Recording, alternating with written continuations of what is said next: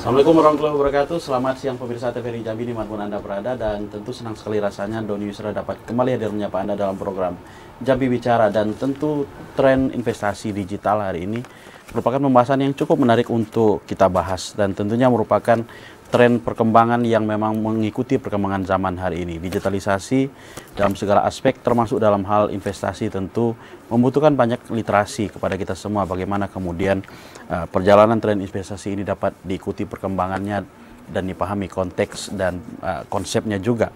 Dan untuk pembahas hal tersebut kami telah mengundang ke TVRI Jambi dua narasumber yang nanti akan berdialog dan berdiskusi bersama kita dengan tema tren investasi di era digital. Yang pertama telah hadir di studio TVRI Jambi Kepala Kantor Perwakilan Bursa Efek Indonesia Jambi, Ibu Rena Novita. Assalamualaikum, selamat sore Ibu Rena. Waalaikumsalam. Sehat Bu ya? Iya, selamat siang. Selamat siang ya, selamat siang. Apa kabar Bu? Alhamdulillah, luar biasa hari ini cerah Jambi. Tadi walaupun kemarin sore hujan, sekarang udah cerah. Udah mulai cerah. Udah lagi cerah. Baik, semoga secerah pertumbuhan ekonomi kita Bu ya. Amin. Dan juga telah hadir bersama kita ini trader dan investor digital, anak muda yang luar biasa tentunya. Tentu bisa menginspirasi kita semua, Bung Muhsin Labib Al-Jufri. Selamat siang, Bung. Selamat siang, Bang. Ini ada tiga nih, Muhsin Labib Al-Jufri. Saya panggilnya apa ini? Labib aja, Bang. Labib aja. Baik. Pemirsa, selama 60 menit ke depan kita akan mengulas banyak hal terkait mengenai tren investasi di era digital, dan tentunya kami nanti juga akan mengajak Anda untuk berpartisipasi bersama kami melalui line telepon 66385. Baik, saya ke Bu Rena dulu nih. Bicara tren investasi digital, Bu Rena. Walaupun berbicara era digital ini sebenarnya sudah berkembang dari awal tahun 80-an, era komputerisasi di tahun 60-an sudah mulai masuk begitu. Tapi satu hal yang tidak dapat kita pungkiri, COVID-19 membuka digitalisasi dalam segala lini itu semakin berkembang. Ya, mulai dari perdagangan gitu ya, bahkan sampai ke trading saham dan sebagainya makin berkembang di era digital. Nah, ini hampir 5 tahun, tepat 5 tahun ya. 5 tahun, hampir 5 tahun perjalanan COVID-19. Iya, udah masuk 6 ya. Tahun ke-6, iya, 2019 akhir. Sampai 2025. Dan ini sudah 2025. Sebagaimana tren, gimana sih perkembangan trennya 5 tahun ke belakang, Bu?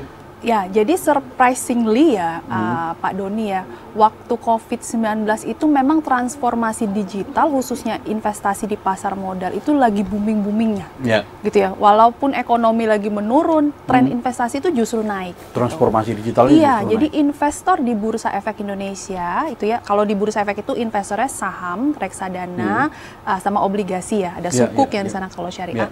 Itu justru naiknya hampir 4 kali lipat. 4 kali lipat? 4 kali lipat. Sedangkan bursa itu sudah berdiri dari 92 sampai ke 2019 itu sudah berapa puluh tahun, ya kan? Berarti hampir 28 tahun? Iya. Nah, ketika pada saat COVID itu naiknya 4 kali lipat. Kenaikan jumlah investornya. Padahal kondisi ekonomi saat itu sedang turun. Lagi down. Kondisi ekonomi down itu karena disebabkan faktor X ya, bukan faktor perusahaannya gitu kan. Jadi memang karena orang mungkin di rumah aja, cuma ngeliatin sosmed, Instagram, jadi informasi itu sangat mudah tersampaikan. Nah, yang baiknya masyarakat kita kan FOMO ya. Nah, FOMO-nya itu waktu saat COVID itu ada juga yang baiknya nih. Selain buat dalgona, ada juga nih tentang investasi dan ekonomi. Jadi memang orang teredukasi dengan sendirinya secara inklusi, kayak contohnya Mas Labib ini dia angkatan COVID kan, ini investornya teredukasi secara otodidak. Gitu. Biasanya kan kita buat kelas edukasi. Nah, ini mereka ikut kelas dari YouTube, dari IG Live, dari Zoom itu sudah bisa. Nah, jadi inklusinya itu bertambah hampir berkali-kali lipat. Namun memang yang jadi masalah adalah tingkat literasinya justru lebih rendah dari inklusinya. Gitu. Maksudnya orang pakai dulu barangnya atau menjadi investor dulu baru belajar. Gitu. Harapan kita kan orang belajar dulu ya, baru berinvestasi. Karena jadi nggak bisa konteksnya learning by doing gitu kalau dalam urusan investasi, nggak bisa. Harusnya gitu. Tapi yang kita takutkan adalah investor itu buka rekening terus ikut-ikutan. Gitu. Belum jadi tahu konsep seperti apa. Betul. Investasi itu pasti ada resiko kan, Pak Doni. Kalau misalnya tidak ada resiko, ya itu investasi bodong. Resikonya dia sendiri. Gitu. Jadi investasi pasti ada resikonya. Cuma tingkat resikonya kan beda-beda antara saham, obligasi, reksadana itu beda-beda. Dilakukan tidak, gitu. Bu Rena, misalnya semacam riset begitu, rentan usia ataupun kriteria-kriteria tertentu yang kemudian peningkatan minat terhadap pasar saham ini di Jambi tidak? Kalau saham ya, kalau saham itu after COVID 40 di Jambi 40% lebih itu 27 tahun ke bawah. 27 tahun ke bawah justru. Padahal sebelum COVID itu 40 tahun ke atas. Di seluruh Indonesia. Gitu. Tapi kalau di Jambi sendiri 43% investornya 27 tahun ke bawah. Padahal sebelum COVID 40 tahun ke atas yang angka 40-an tadi. Sebenarnya bukan sebelum COVID, jadi sebelum 2016. Jadi sebelum 2016 itu kita belum ada namanya kampanye nabung saham, Pak Doni. Nah, kampanye nabung saham ini artinya orang mau menabung itu nggak cuma di bank ya, bisa menabung aset investasi. Nah, aset investasi ini dulu mahal. Contohnya saham ya. Kayak saham itu membuka rekening aja tuh 50 juta, 30 juta. Paling kecil itu di Jambi dulu tuh 1 juta atau 2 juta ya sekuritas. Nah, pada saat 2016 ada kampanye nabung saham ini yang dibuat bursa, itu sekuritas bisa buka akun 100.000. Nah, makanya itu terjangkau banget ya. Terjangkau bagi Gen Z nih. Nah, akhirnya kebanyakan Gen Z, karena kan memang jumlah penduduk kita itu kebanyakan sekarang Gen Z kan. Nah, jadi Gen Z ini... Kalau daftar pemilih kemarin hampir 60%. 60% Gen Z ya. Jadi memang si Gen Z ini sudah mulai bisa dan mampu berinvestasi. Makanya jumlah investornya jadi naik. Kayak gitu. Sehingga lebih banyak di angka 27 tahun ke bawah tadi. 27 tahun ke bawah. Baik. Bahkan SMA yang udah punya KTP pun bisa. Bisa ya. Iya. Menarik, nanti kita bahas lebih lanjut Bu Rena. Bung Labib, apa yang kemudian membuat, tadi sempat saya belum begitu menangkap nih istilah generasi COVID dan sebagainya tadi. Apa yang kemudian sebenarnya membuat Anda tertarik dan terjun ke dunia trading dan investasi digital ini? Kalau di dunia trading sama investasi sih sebenarnya sih dari circle pertemanan sih Pak. Oke. Ya, circle pertemanan itu rata-rata mereka pada rekomendasi buku keuangan, jadi buku finansial, terus beberapa buku-buku saham juga gitu, sering direkomendasikan sama teman-teman. Pas udah baca, wah bisa nih financial freedom di umur sekian. Jadi ketika udah baca buku, nanti udah kebuka lah mindsetnya kalau saham itu bisa loh mempercepat usia kita untuk financial freedom atau berhenti kerja di usia sekian tanpa nunggu perlu waktu umur pensiunan di umur 60 tahun. Oke. Kemudian bicara investasi ya, kita tadi sempat dibahas Bu Rena bahwa ya dalam hasil survei hampir 50%, saya katakan hampir 50%, mendekati 50% itu 20 tahun ke bawah, Gen Z begitu. Mungkin Bung Labib bisa memberikan gambaran ke kita dalam konteks investasi yang konvensional gitu, dengan digital seperti ini. Apa yang kemudian membuat digital itu lebih menarik, Bung Labib? Karena rata-rata Gen Z itu gimana ya Pak ya? Yang saya temuin beberapa orang itu mereka inovatif tapi malas untuk bekerja kayak gitu. Jadi kalau seandainya di investasi atau mereka bisa paham edukasi keuangan, finansialnya udah bagus, nah itu mereka bisa mencoba dalam bentuk trading bisa ataupun dalam bentuk investor jangka panjang. Di situ maka kalau seandainya imbal hasil dari reksadana ataupun sahamnya udah oke untuk menyambung kehidupan mereka, nah itu salah satu kunci untuk mereka nggak perlu kerja tapi income-nya tetap masuk. Nah, tadi sempat dibahas juga tentang konsep kemudian untuk terjun ke trading digital ini ya, investasi dan trading digital. Nah, kalau dalam pandangan Bung Labib nih, kalau Gen Z ini kan orang yang punya spirit coba-coba itu tinggi juga ya. FOMO ya. FOMO gitu dia ya. Nah, kalau pandangan Bung Labib, tadi sempat dibahas mestinya di literasi dulu dan kemudian baru terjun gitu. Kalau Bung Labib setuju yang mana nih? Kalau di beberapa sekuritas saham sih kayaknya ada tuh akun demo. Akun demo itu salah satunya mempermudah untuk kita sebagai orang awam untuk mencoba trading nih. Pak, misalnya nih mau beli saham A, udah dengar, udah baca-baca teknikal. Di saham itu ada baca teknikal sama kalau investornya itu bisa jangka panjang dalam bentuk investasi ataupun trading. Misalnya nih trading nih, oke nih harganya udah di bottom nih, udah boleh kita masuk. Nah, jadi sebelum kita pakai uang asli, kita bisa kok pakai di beberapa sekuritas itu pakai uang ini. Simulasi. Buat demo gitu ya. Jadi udah kita coba dulu, nanti kalau seandainya udah berhasil di 4 kali, 5 kali, oke nih bisa nih trading di sini. Nah, boleh deh dalam porsi kecil nih, misalnya tabungannya nih ada 10 juta nih di reksa RDN-nya nih, reksadana sahamnya. Pas udah masuk aja dulu 1 juta. Nanti cek kalau udah oke nih, udah naik nih 3%, 4%. Kalau trading boleh silahkan dijual. Cuman kalau seandainya investasi, kalau aku pribadi sih lebih jangka panjang gitu, Pak. Mulai kalau jangka panjang. Boleh tahu udah berapa lama terjun ke dunia ini? Kalau main di saham-saham yang aman sih, yang kayak saham-saham blue chip itu biasa dari angkatan COVID. Dari COVID ya, 5 tahun, 5-6 tahun? Udah 5-6 tahun. Boleh nggak kira-kira kalau pemirsa tahu, mengawalinya dari modal berapa? Kalau boleh tahu sih. Modal 3 juta kayaknya. 3 juta, dan mungkin hari ini sudah berapa puluh kali lipat ya? Mungkin nanti lumayan. itu rahasia perusahaan mungkin gitu ya. Nanti di belakang layar ya. Di belakang layar nanti kita bahas. Baik, boleh nah. Kemudian tentu tadi sempat kita bahas sedikit tentang literasi. Kalau untuk masyarakat Jambi sendiri, dalam kacamata Anda sendiri, sejauh mana kemudian masyarakat Jambi terliterasi, dan BEI itu sendiri, bagaimana sih, apa kiat-kiat yang kemudian dilakukan oleh Bursa Efek sendiri untuk memberikan literasi ini kepada masyarakat? Ya, jadi kalau literasi itu sebenarnya dari pengawas kami, OJK ya. OJK, terus ke bursa, terus ada lagi yang jualannya ini sekuritas. Kayak Mas Habib kan dia membuka rekening di sekuritas, jadi buka rekening itu nggak bisa di bursa, gitu. Apalagi di OJK gitu kan. Nah, OJK sebagai pengawas bursa subregulatornya memang bertugas memberikan pusat informasi lah. Jadi bursa di daerah ini kantor perwakilan, Pak Doni. Jadi pusat informasi pasar modal. Jadi memang kita berikan, bahkan sekarang nih ya, kita berikan edukasi gratis. Kalau lihat di sosmed kita, itu edukasinya itu tiap minggu, bisa sekali, bisa 2 kali, bisa dipilih tanggal apa aja, dan itu kita kasih modal. Nah, jadi memang untuk memberantas investasi bodong ini, kita mau nggak mau setengah memaksa orang untuk menjadi investor yang legal nih, karena investasi ilegal itu banyak banget. Itu justru kita mau tanya, tinggi apa sih sebenarnya angka investasi bodong itu? Karena sekarang kan beda-beda tipis nih.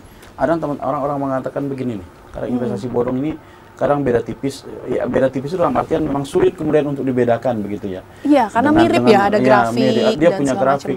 Terus ada yang bilang jangan-jangan game-game online yang bersifat judi online juga jangan-jangan bisa menggunakan gaya yang sama, Bu. Bukan pola ya, tapi gaya yang sama. Iya, jadi PR kami ini nambah nih Pak Doni. Kemarin kan 2016 ke bawah saya edukasinya investasi bodong, sekarang nambah judi online. Judi online, iya. Jadi PR nambah lagi, karena memang judi online ini bisa diakses sama anak-anak yang belum punya KTP pun. Bikin akun. Iya. Jadi luar biasa ya, judi online ini sampai 900T ya kemarin katanya kerugian judi online ini. Kerugian investasi bodong itu 2024 itu hanya 200T. Kerugian, bukan kerugian ya, kalau judi, ya pasti rugi ya kalau main judi online. Itu 900T, itu jauh banget, dan itu kebanyakan anak-anak kecil. Ya kan? Jadi memang kalau misalnya kita cuma edukasi aja, misalnya ini Pak Doni, Mas Habib, kita edukasi, kita buat seminar online maupun offline gitu ya. Kita ajarin cara investasi, kita kasih tahu ini investasi ilegal dan investasi legal, tapi tidak buka akun, sama aja gitu kan. Mau buka akun, aduh nanti modal saya gimana ya, kalau turun sahamnya gimana? Kita kasih modalnya, Pak. Cuma nggak banyak ya, kita kasih modal yang misalnya dia bisa beli 1 lot. Kalau misalnya turun pun, ya itu bukan modal dia. Yang penting dia merasakan tuh, oh ini jam 9 pagi buka pasar, jam 4 sore tutup, gitu. Biasanya mahasiswa ya. Biasanya mahasiswa kita kasih modal, jadi mereka bisa terjun langsung nih ke dunia investasi tanpa mikirin ya modal awalnya kayak gitu kan. Nanti kalau untung Rp1.000 mereka jual kalau mau jadi trader ya. Atau mereka simpan lama, ya itu mereka rasakan kayak gitu. Dan tujuannya yang kedua, mau tidak mau sebagai investor itu seperti Mas Labib, belajar. Karena kan dia taruh kayak Mas Labib tadi modal 3 juta, nggak mau habis dong modalnya. Mau nggak mau belajarnya mereka membaca laporan keuangan. Mau nggak mau tuh. Jadi secara tidak langsung kayak mahasiswa ekonomi yang tadinya dipaksa dosen belajar, mau nggak mau mereka dengan sukarela belajar. Karena pusatnya ekonomi itu ya di pasar modal sebenarnya. Gitu. Mereka belajar baca laporan keuangan, mereka belajar menghitung rasio. Circle mereka jadi lebih sehat. nggak ngebahas game terus ya, apalagi judi ya. Itu udah pasti. Apalagi itu sekarang sudah jadi ancaman banget nih untuk generasi muda tentu. Iya, judi ini ibaratnya itu memberantasnya itu kalau nggak dengan pendidikan kayaknya susah ya. Kalau mengharapkan diblokir ya nggak tahu ya sampai kapan. Ya kayak jamur yang tumbuh kata orang itu di musim semi. Gitu. Bahkan sekarang saya dapat info kemarin sama ibu-ibu PKK Kota Jambi. Sekarang itu judi itu susah dilacak di handphone. Misalnya kayak misalnya dosen nih mau ngelacak handphone mahasiswanya ada judi nggak? Itu nggak terlacak karena judi itu sudah web base. Iya. Dihapus historinya nggak kelihatan. Terus baik. Kita tahan dulu Bu Rena dan Bung Labib. Bisa jangan kemana-mana karena kami akan kembali setelah pesan-pesan berikut ini.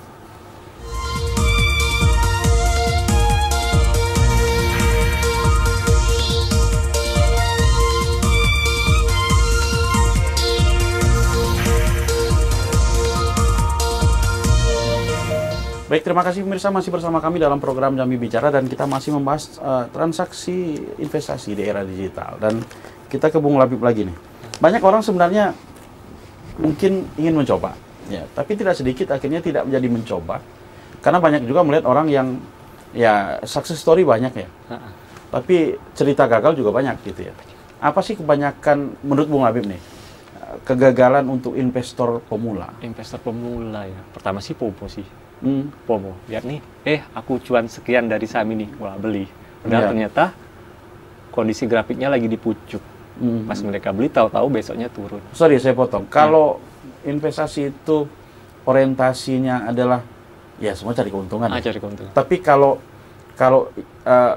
mencari keuntungan semata tapi tidak berbicara sebenarnya ini ada proses pembelajaran yang juga harus dipahami, benar tidak?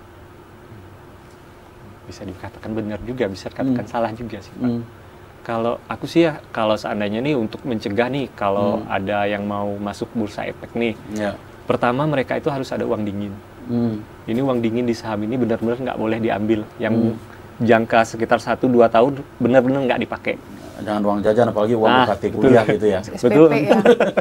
Yang kedua, ini udah dalam konteksnya untuk jangka panjang tadi kan, jadi uangnya dalam sekian tahun nggak boleh diambil. Yang kedua, kita juga harus punya asuransi nih Bang, minimal.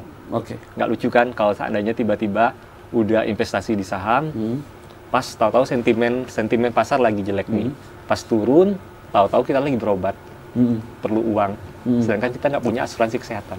Dan uang yang kita bahas tadi tidak bisa ditarik. Ya mau nggak mau ditarik dalam kondisi konteksnya kita lagi rugi dong. Betul. Jual rugi berarti. Jual rugi. Lalu kesalahan lain yang banyak dilakukan oleh investor pemula? Malas baca data.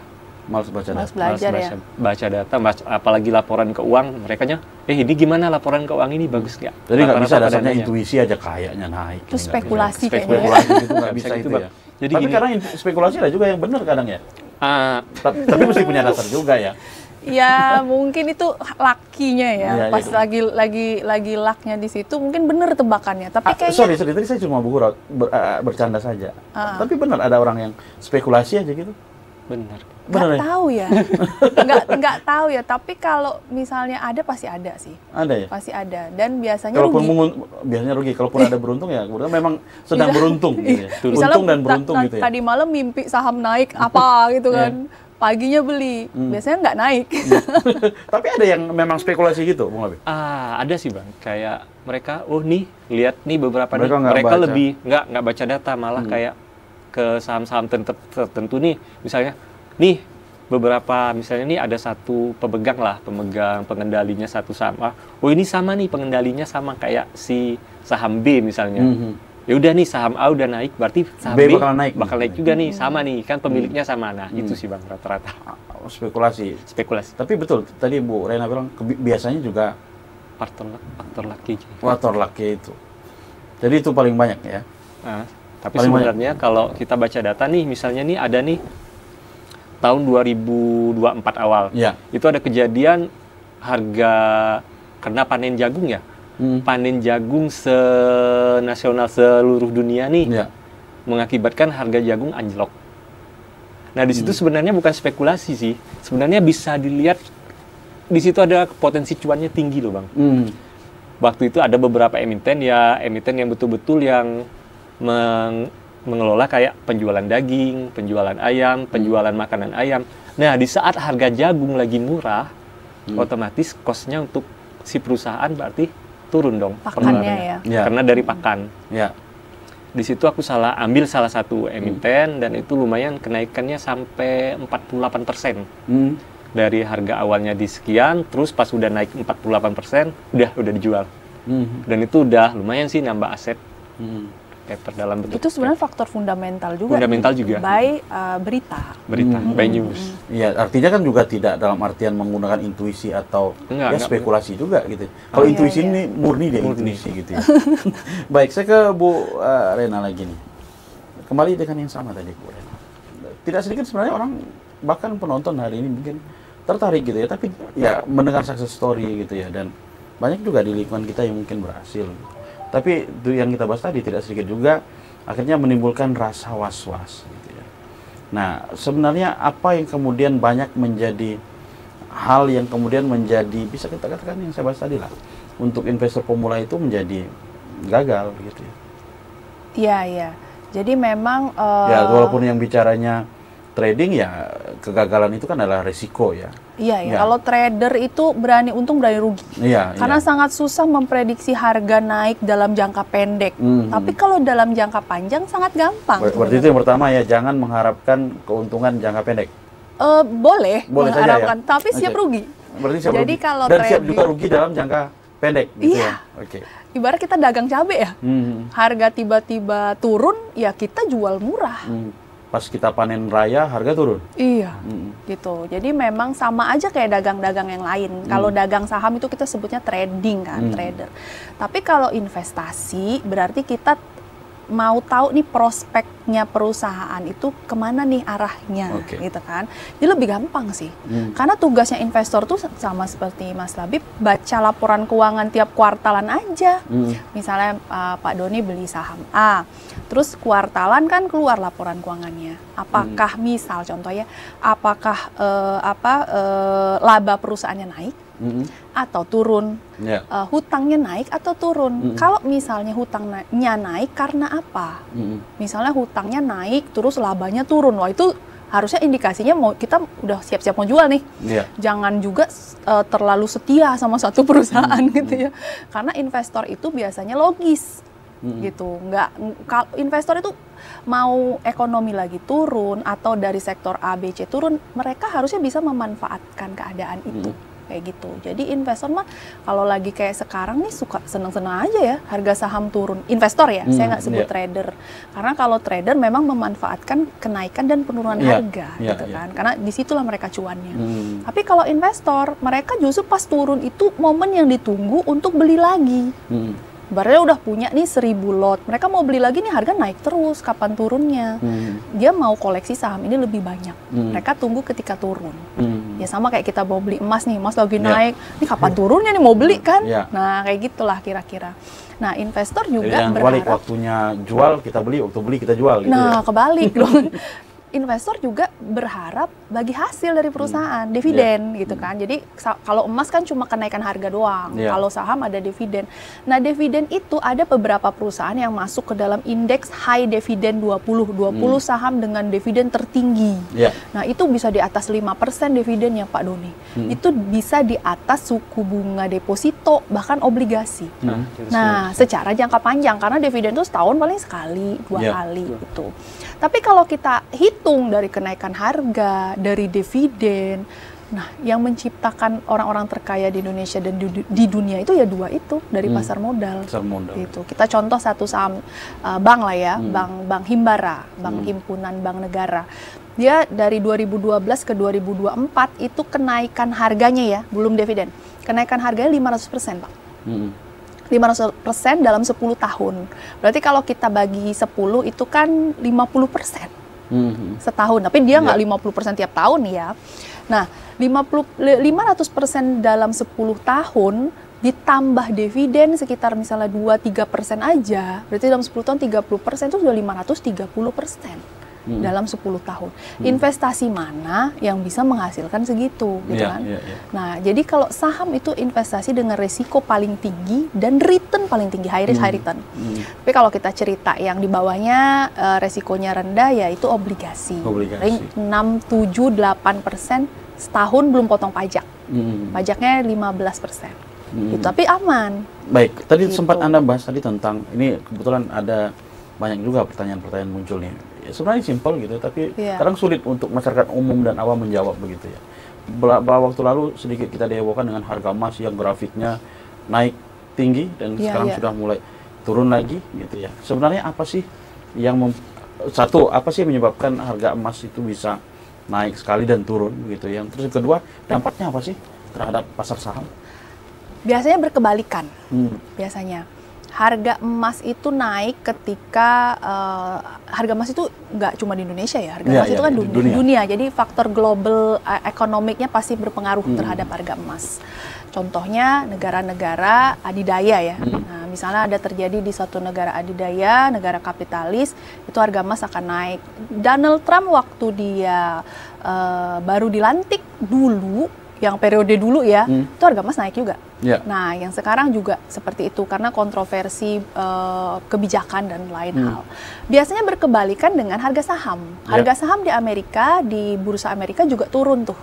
Tapi, Mas Doni, kita jangan lupa, di saham pun di Indonesia ada beberapa emiten perusahaan emas. Contohnya kayak Aneka Tambang ya, MDKA, terus apa lagi ya, HRTA. Itu semua emiten emas yang dia naik harga sahamnya. Jadi sebenarnya investor bisa dapat dua-duanya. Gitu. Dari emitennya dia bisa dapat, dari harga emas kan diversifikasi ya. Misalnya Mas Labib juga beli emas gitu kan. Beli emiten emas double-double. Gitu. Nah, yang menyebabkan harga saham biasanya naik itu faktor bukan hanya faktor ini ya, maksudnya faktor berita. Itu sementara aja. Tapi yang menyebabkan ada pengaruhnya nggak si kebijakan ini terhadap si saham. Contoh-contoh. Misalnya harga dolar naik lah. Ya, harga dolar naik, rupiah melemah. Kita bilang, oh ini harga dolar naik, harga saham gimana? Gitu kan ya. Harga saham di perusahaan ada 920 lebih perusahaan di bursa, nggak semuanya terpengaruh terhadap harga dolar. Gitu. Harga saham-saham yang perusahaannya terpengaruh dengan dolar, ya karena misal contoh, dia beli bahan bakunya pakai dolar, di luar negeri impor. Contohnya perusahaan-perusahaan obat-obatan, farmasi. Benar. Dia beli bahan bakunya kan dari luar negeri, bayarnya pakai dolar. Kalau dia misalnya cost-nya untuk membayar bahan bakunya lebih tinggi, otomatis labanya turun. Kalau labanya turun, investor lihat, pasti harga sahamnya turun karena orang sell. Kayak gitu. Nah, ada juga yang emiten-emiten, perusahaan-perusahaan yang justru harga dolar naik, dia malah labanya naik. Contohnya misalnya emiten ekspor. Contohnya gitu ya. Karena mereka mendapatkan pembayaran menggunakan dolar. Iya, betul. Nah, ya jadi sebenarnya investor itu yang dilihat adalah pengaruhnya terhadap perusahaan itu. Gitu. Secara jangka pendek atau jangka menengah atau jangka panjang, apapun yang terjadi, misalnya kemarin krisis geopolitik Ukraine sama Rusia itu berpengaruh terhadap sektor gas ya, sektor energi ya. Energi itu saham-saham energi terbang semua. Gitu. Sebenarnya yang perlu dilakukan oleh investor khususnya yang pemula ya, mereka belajar melihat momentum apa di sektor mana, di saham apa. Nah, itu harus mau belajar membaca laporan keuangan. Jangan cuma, oh Mas Habib udah lama nih, udah 5 tahun jadi investor, apa dong sahamnya? Nah, itu belum tentu bener kan. Dia juga mungkin dapat dari mana gitu kan. Nah, jadi kita harusnya investor itu lebih mandiri lah, gitu, nggak cuma berharap rekomendasi. Baik. Bung Labib, menarik ini juga, perkembangan digital juga mengarah kepada perkembangan artificial intelligence juga. Nah, apakah Anda juga menggunakan artificial intelligence atau masih ya dengan algoritma yang umum dipakai hari ini? Berpengaruh nggak AI? Bisa nggak dipakai?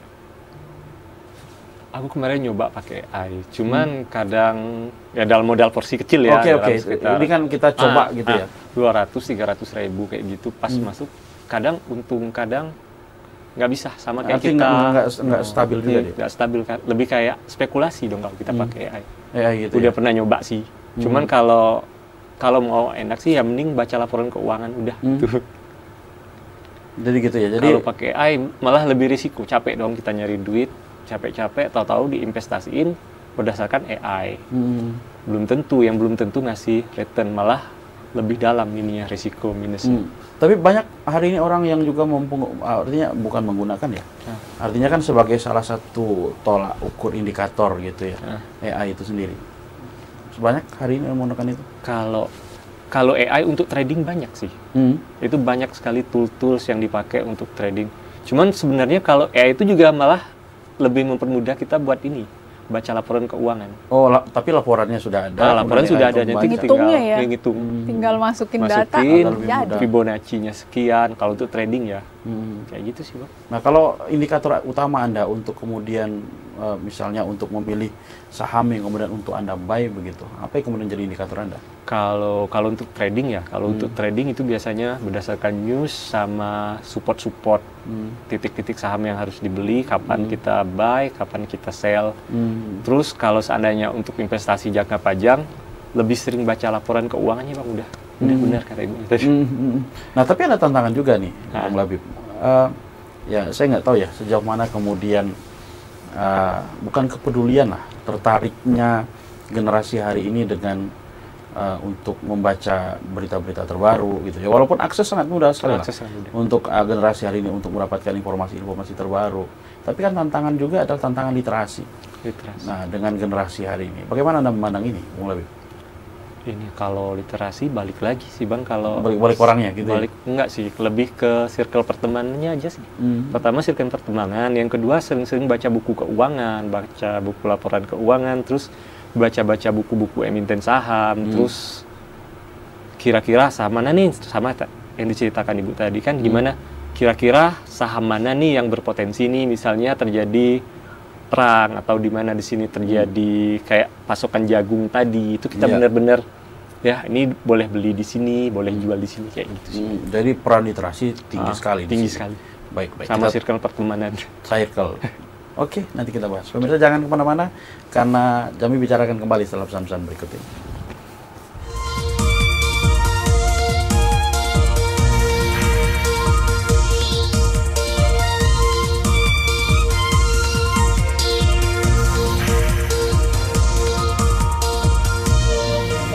Baik, terima kasih pemirsa masih bersama kami dalam program Jambi Bicara, dan kita masih membahas berkaitan dengan tren investasi di era digital. Baik, saya ke Bu Rena lagi nih.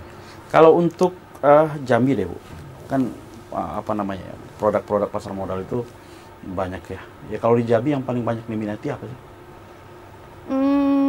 Di Jambi itu ada 139.000 investor. 139.000 investor, 60.000-nya cuma saham. Berarti sisanya produk lain tuh kayak obligasi, terus ada sukuk, ada juga reksadana, gitu. Nah, jadi memang paling banyak sih saham ya, paling banyak saham. Apa pertimbangannya? Karena high return ya, high return, dan saham itu adalah investasi yang paling kecil modalnya. Modal paling kecil? Iya, Rp5.000 kita sudah bisa beli. Kalau risiko? Risiko paling tinggi saham dibandingkan dengan obligasi reksadana.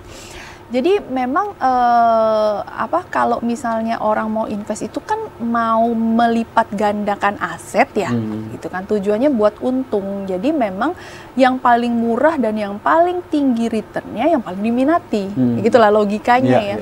Tapi memang iya, jadi di Jambi sendiri saham. Cuma memang kalau sekarang kita kerjasama, misalnya sama kampus, itu nggak melulu saham. Jadi kayak sekarang tuh kita kerjasama sama kampus itu reksadana. Reksadana itu ibarat kita nabung reksadana pasar uang, biarin aja setahun naiknya bisa 5% kalau yang syariah ya. Setahun naik kan bisa 5%, mereka bisa beli kapan ada duit, dan bisa mulai dari 10.000 tanpa pajak. Gitu. Jadi daripada kita nabung di bank nggak dapat bunga, malah dipotong tiap bulan. Nah, mendingan beli reksadana aja. Nah, tapi kalau saham itu bisa dua tadi yang kayak Mas Habib bilang, ada investing jangka panjang itu kita sebutnya 5 tahun ke atas lah ya, jangka panjang. Terus jangka pendek ya harian, detik, per jam, mingguan, itu bisa semua. Jadi orang ada yang trading for living, hidupnya cuma dari trading. Cuma itu yang saya bilang, kalau di bursa itu ada batasnya. Kenaikan harga saham itu hanya maksimal 35% satu hari, nggak bisa lebih, gitu kan. Turunnya juga dibatasi, gitu. Jadi nggak bisa tuh, saya beli saham berharap untung 200% satu hari, itu nggak ada. Itu berarti bukan saham atau yang mengatasnamakan saham aja, kayak gitu. Jadi nggak ada tuh. Baik. Jadi memang harus hati-hati dong masyarakat untuk memilih ini. Iya. Cuma masyarakat Jambi sih udah lumayan banget ya. Kita buka kantor di Jambi itu 2015, investornya baru 1.000. Sekarang sudah 139.000. Gitu. Jadi lumayan banget. Cuma memang terfokusnya di kota ya, terfokusnya di kota Jambi, Muaro Jambi gitu kan. Nah, kita itu terbanyak ya, kota Jambi dan Muaro Jambi. Iya, karena jumlah penduduknya juga Jambi kan yang paling banyak, kota Jambi. Nah, kita berharapnya sih yang investor-investor di kabupaten nih, ya. Jadi kebanyakan menurut data OJK juga investasi bodong itu di kabupaten gitu. Ya, di kabupaten. Jadi memang kita pengen ganti kalau mereka trading bodong gitu kan, ini ada trading yang legal nih gitu kan. Cuma mungkin keuntungannya nggak seperti yang dijanjikan sama trading bodong. Kalau yang Anda katakan tadi maksimal pun diatur di angka 35%. Baik. Saya ke Bung Labib ini. Tentu disiplin dan memahami manajemen risiko juga sangat penting dalam hal ini. Bagaimana cara kemudian kiat menurut Anda untuk kemudian dalam dunia trading ini kita membangun itu? Kalau trading ya? Trading itu lebih kita analisanya Bang, misalnya ada analisanya dari moving average ini. Misalnya di moving average-nya udah waktu beli, di angka sekian kita beli, di angka sekian kalau seandainya turun lebih dari sekian melewatin supportnya, berarti ini udah kita jual. Nah, di sini kendalanya itu banyak mereka kaum-kaum yang denial. Mereka nggak mau cut loss, tapi mereka malah nge-hold. Akibatnya jatuhnya lebih dalam. Jatuh lebih dalam. Berujung menjadi investor abadi di dalam satu saham, di satu emiten. Ya, sahamnya juga nggak pernah naik. Tapi lain cerita kalau seandainya kita investing nih, misalnya beli salah satulah dari Bank Himbara. Nah misalnya ini pas kita beli pas saat turun, kalau seandainya turun lebih dalam, itu aku prepare bakal beli lagi. Kenapa? Karena persatu dia bakal bagi dividen. Semakin murah yang aku beli, semakin tinggi bakal dividen hasilnya yang bakal diterima, returnnya. Jadi kalau seandainya ini ya, kalau konteksnya saham yang laporan keuangan bagus itu nggak masalah, di hold aja, itu suatu saat pasti bakal kejemput di pucuk. Cuma kalau seandainya saham gorengan, nah ini yang banyak di pom-pom, beli saham yuk kita beli rame-rame, ya itu rame beli, tahu-tahu yang ngajak beli malah jual. Nah kita terjebak di atas.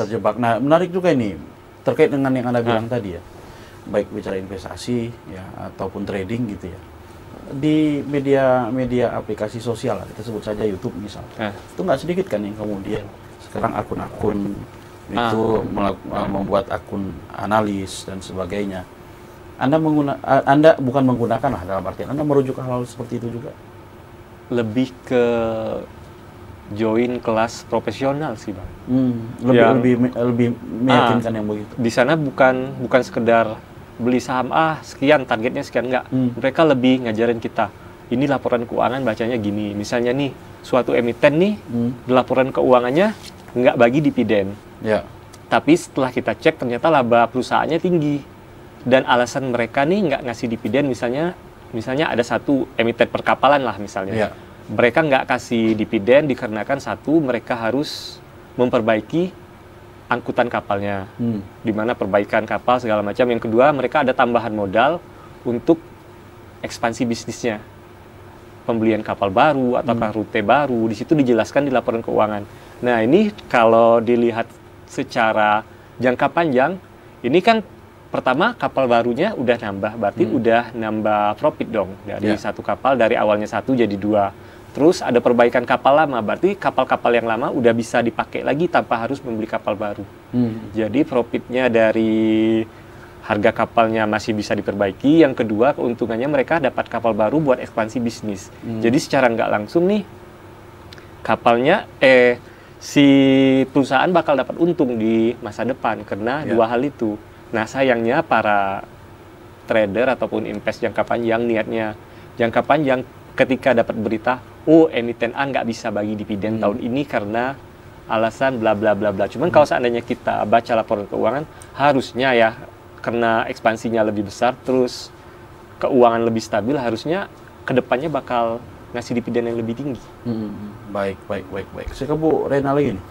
Tadi di awal kita kembali ke, saya ingat tadi di awal tadi dibahas bahwa sebenarnya kegiatan-kegiatan ini bisa dilakukan di waktu-waktu senggang gitu ya. Konon katanya begitu, atau jangan-jangan memang menyita waktu, kita nggak tahu nih. Dan saya nggak tahu nih secara data statistik di di gender apa yang paling banyak gitu ya. Apakah sejauh mana kemudian menurut Anda mungkin ketertarikan gitu ya, angka partisipasi ya ibu-ibu rumah tangga gitu ya dalam hal seperti ini memungkinkan atau seperti apa Bu melihatnya? Di Jambi atau di Jambi, kita bicara di Jambi dulu ya. deh. Sebenarnya kalau kita cerita di negara tetangga ya, dengan tingkat literasi yang sangat tinggi, betul, dari SD itu sudah tahu ngatur duit lah istilahnya, udah ada pelajaran ngatur pengeluaran. Sebenarnya investasi itu kan masuknya ke budgeting rules. Jadi maksudnya ibu rumah tangga udah tahu gitu. pakem ini urusan gini ya. Kayak di Singapura ya, kalau misalnya mau ke pasar beli sayur ya, pasang buy dulu. Ibu-ibu itu pasang buy, terus sayur udah kebeli nih sahamnya, atau pasang sell dulu gitu kan. Ibu-ibu trading gitu. Nah kalau di Indonesia kebanyakan buy data ya, buy data di Jambi juga itu kebanyakan bapak-bapak, kebanyakan ibu-ibu. Ibu-ibu yang kita edukasi itu banyak, tapi memang kita lebih prefer edukasi produk lain. Reksadana, reksadana. Karena memang membaca laporan keuangan itu mungkin bagi ibu-ibu nggak semuanya. Karena biasanya yang pengalaman saya itu mau download aplikasi sekuritas aja tuh penuh tuh HP-nya, memorinya full. Sama game anak juga ya.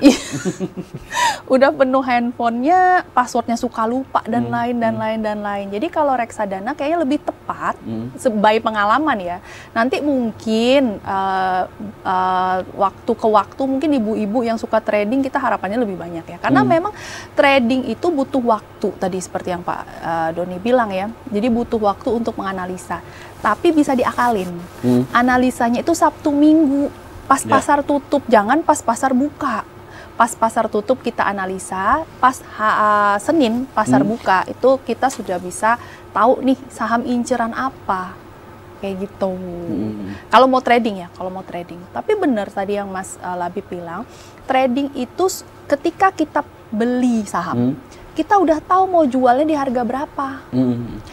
Kita mau jual di harga, misalnya saya beli saham harga 1.000. Saya mau dapat keuntungan 2%, ya kan? Berarti 1.020 ya berarti ya. 1.020, saya beli 1.000 dapat sahamnya, 1.020 saya udah pasang sell. Mestinya sell gitu? Iya, jadi kita bisa pasang sell, otomatis dia akan terjual ketika menyentuh harga itu.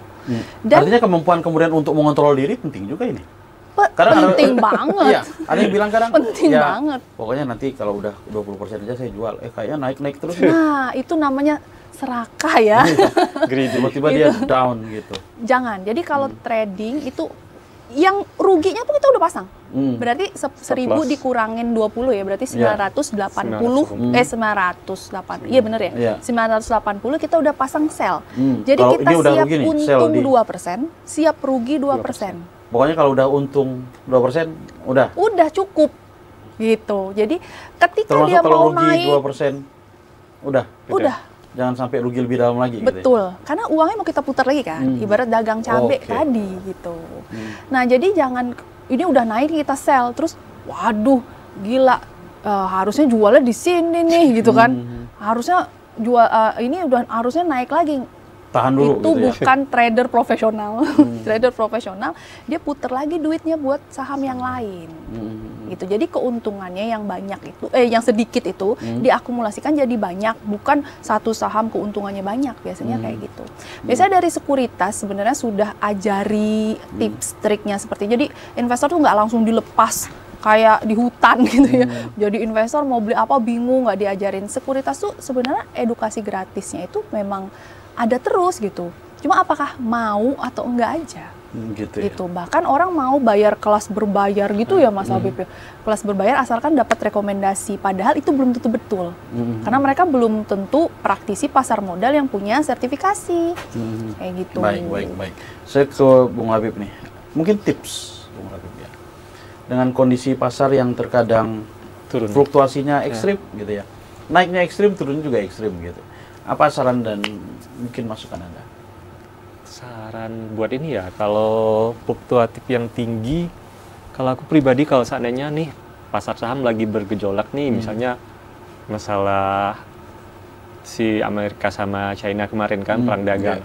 Nah itu sebagian aku beberapa saham yang udah menurut aku udah cuan 2%, 3% udah tarik aja dulu. Nanti pas udah pasar udah bagus lagi, baru masuk. Atau kalau seandainya udah yakin sama satu emiten nih, emang laporan keuangannya udah bagus, kalau seandainya turun ya itu malah kesempatan emas buat ambil saham bagus di harga super murah. Jadi seperti itu ya.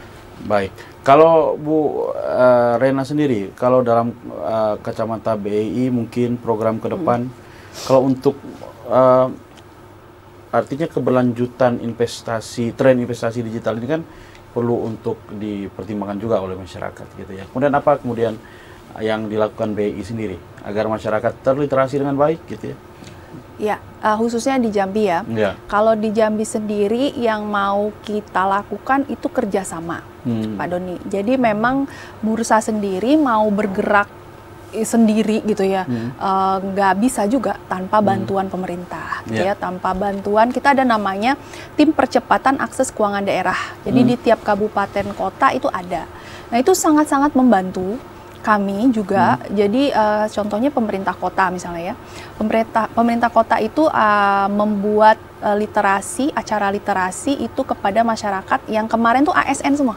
Sekarang turun ke tingkat kecamatan. Nanti kami akan turun ke kecamatan-kecamatan. Kita kasih modal semua peserta, semua peserta. Jadi peserta yang ngerasain nih beli investasi itu kayak apa. Dan sekarang itu juga kayak reksadana itu ya, itu bisa belinya di Shopee. Oh, jadi ibu-ibu tadi yang saya bilang kenapa reksadana? Karena Shopee. Siapa yang nggak punya ya? Siapa yang bisa punya beli Shopee? di? Iya, jadi di Shopee pun kita bisa beli dengan modal 10.000 bisa. Dan itu resiko yang paling rendah, reksadana pasar uang. Kayak gitu. Jadi kerjasama dengan pemerintah. Terus juga karena bursa ini membuka jalan ya bagi sekuritas ini untuk masuk ya. Nah, kerjasama sama kampus, sama juga komunitas. Ya? Kayak contohnya kita punya 28 galeri investasi. Hampir di semua kampus, sampai ke Kerinci itu ada. Sama dengan kalau kumpulan pengusaha tuh kayak contohnya galeri investasi HIPMI provinsi, galeri investasi Kamar Dagang. Nah, ada juga galeri investasi UMKM. Baik. Jadi memang kita pengembangan pasar modalnya ke arah kerjasama dan juga pemberian subsidi tadi ya bagi masyarakat untuk mencoba invest. Baik. Kita tahan dulu Bu Rena dan Bung Habib. Pemirsa jangan kemana-mana karena kami akan kembali setelah pesan-pesan berikut ini.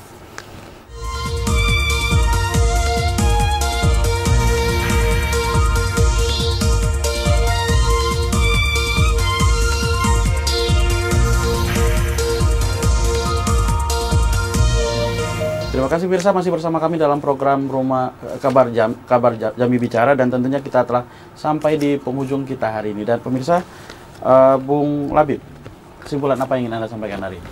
Kesimpulannya ya, kalau seandainya kita nih mau terjun ke pasar modal, aku lebih prefer ke 3 hal. Yang pertama, balik lagi tadi uang dingin. Yang uang yang benar-benar nggak dipakai dalam jangka waktu 1 tahun, 2 tahun. Yang kedua, kita punya asuransi kesehatan. Itu wajib banget. Jadi kalau seandainya sahamnya anjlok, jadi kita masih ada asuransi, maka tercover tanpa harus ngejual saham. Yang ketiga terakhir kita wajib ini dana dingin perusahaan. Terus yang terakhir betul-betul rajin baca laporan keuangannya. Jadi semakin kita rajin baca laporan keuangannya, di situ nanti kita bakal lihat perusahaannya apakah udah saatnya kita keluar ataukah masih kita bertahan. Kalau seandainya udah keluar, ya udah kita legowo, minus sedikit nggak apa-apa. Cuman kalau seandainya laporan keuangannya masih bagus, ya udah itu hajar aja, masuk aja. Baik. Bu Rena, mungkin pesan-pesan Anda? Pesan saya ya untuk penonton, pemirsa TVRI Jambi, masyarakat Jambi juga, ayo kita belajar ngatur duit nih, ngatur pengeluaran. Karena dari kecil kita diajarin cari duit, ya kan? Jadi polisi, jadi dokter buat cari duit, tapi nggak diajarin cara ngatur pengeluaran. Jadi memang investasi itu minimal 10% dari penghasilan kita itu wajib disisihkan, bukan disisakan.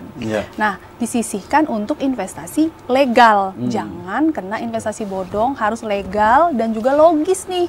Kalau sudah menawarkan investasi yang nggak masuk akal keuntungannya, harusnya kita sudah aware tuh, gitu. Dan kalau mau belajar ya, kalau mau belajar boleh nanti ikuti kelas online sama offline di bursa. Di IDX, teman-teman bisa follow Instagramnya, kelas gratis ada di sana, dan juga kalau misalnya pengen kerjasama dengan bursa, komunitas, arisan dan segala macam, boleh datang langsung ke kantor bursa. Baik. Terima kasih atas kehadirannya Ibu Rena Novita dan Bung Muhsin Labib Al-Jufri dalam dialog Jambi Bicara hari ini. Pemirsa, demikian tadi dialog singkat kita berkaitan dengan tren investasi di era digital. Dan tentunya kita akan kembali lagi minggu depan. Assalamualaikum warahmatullahi wabarakatuh. Waalaikumsalam warahmatullahi wabarakatuh.